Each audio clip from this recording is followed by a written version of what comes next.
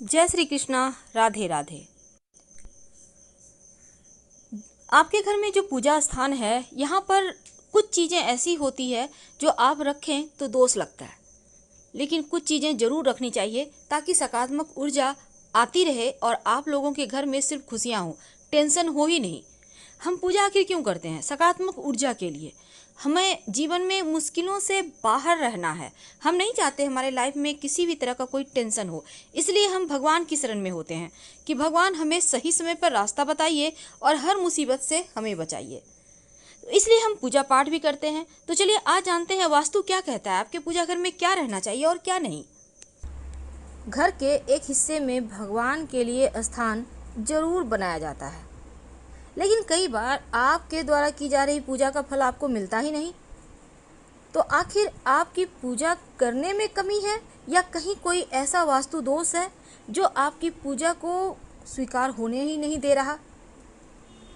तो घर में बने जो मंदिर है, चाहे वो आप कहीं भी पूजा करें, मंदिर यानी जहाँ भगवान का स्थान है, जहाँ पर आप दिया जलाते हैं, तो वो स्थान कैसा है और कौन सी वस्तु ऐसी है जो मंदिर में भूल कर भी नहीं रखनी चाहिए, वरना आपकी पूजा स्वीकार ही नहीं होगी।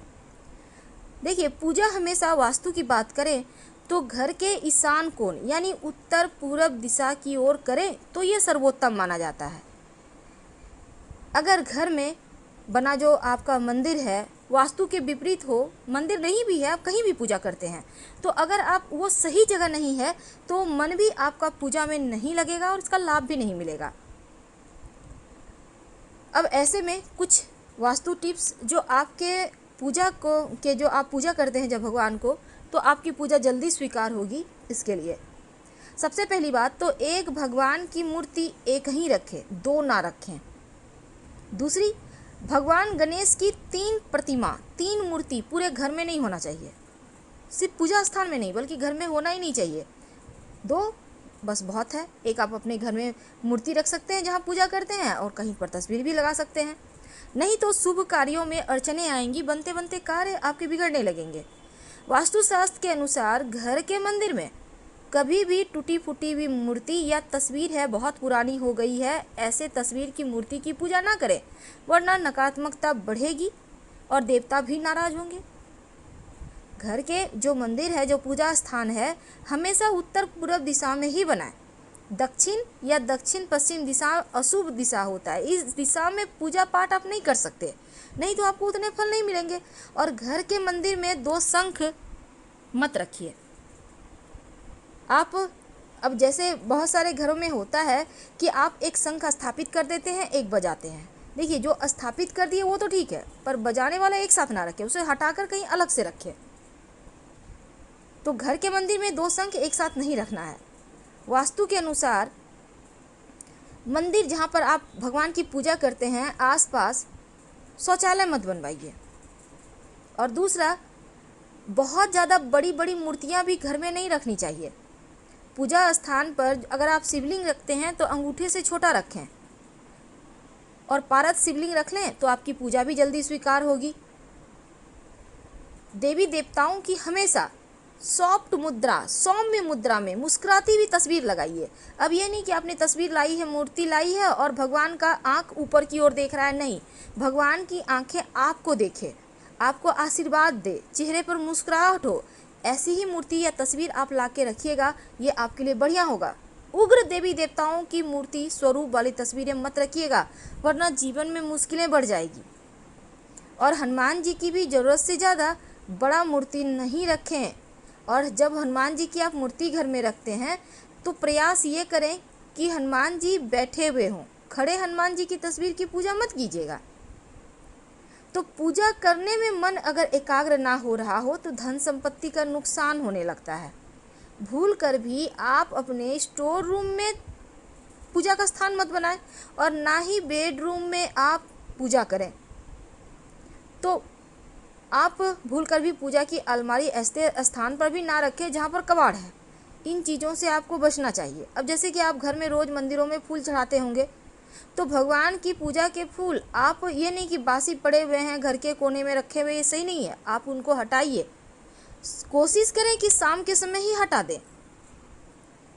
क्योंकि जो सूखा हुआ पुष्प है वो परेशानी को, दरिद्रता को, गरीबी को, अकाल मृत्यु, मंगल दोष जैसी समस्याएं पैदा करता है, इसलिए उनको तुरंत हटाइए।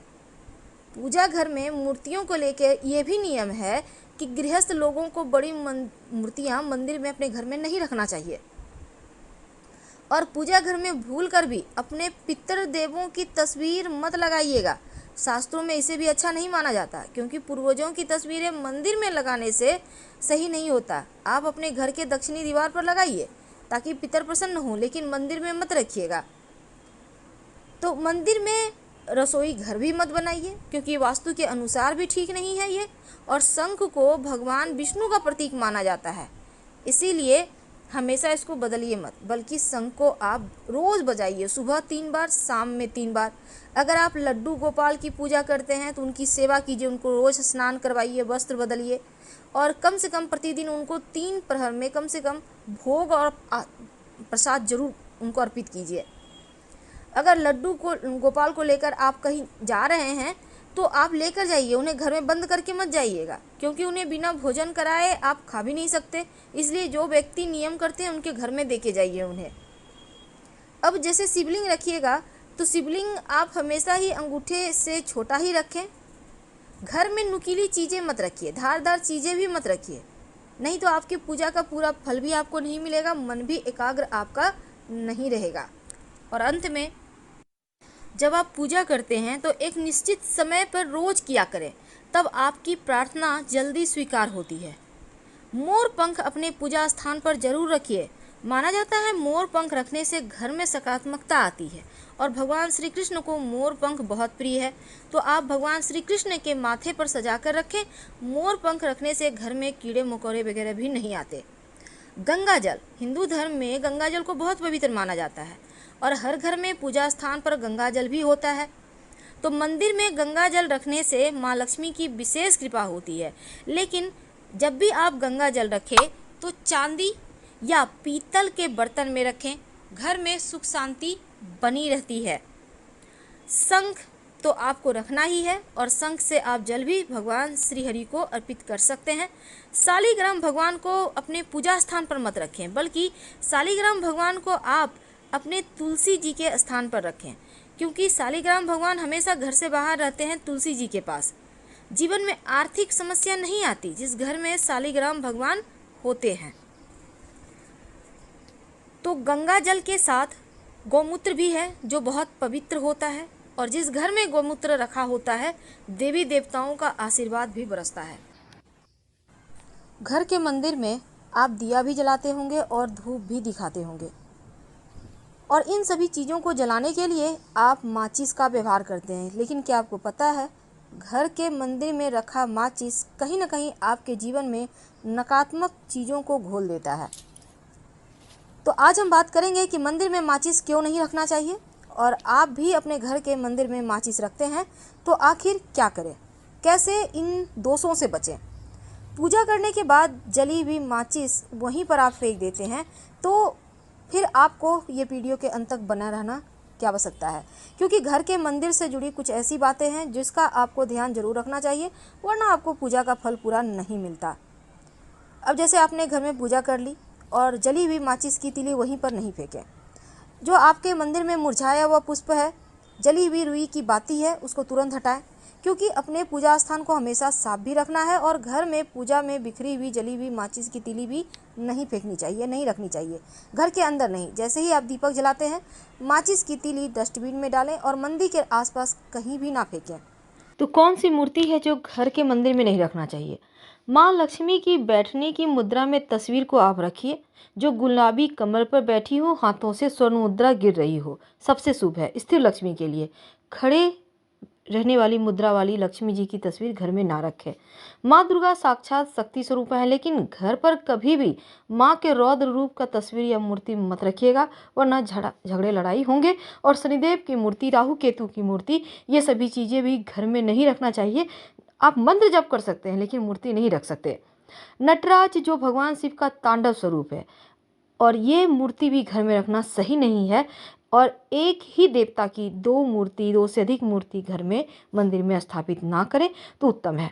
भूल कर भी भगवान की तस्वीर की पीठ के दर्शन ना करें, ये भी अच्छा नहीं माना जाता। फिलहाल हम आपसे विदा लेते हैं। जानकारी अच्छी लगे तो लाइक कर सब्सक्राइब करें, अपनों से शेयर करें, कमेंट करें। धन्यवाद।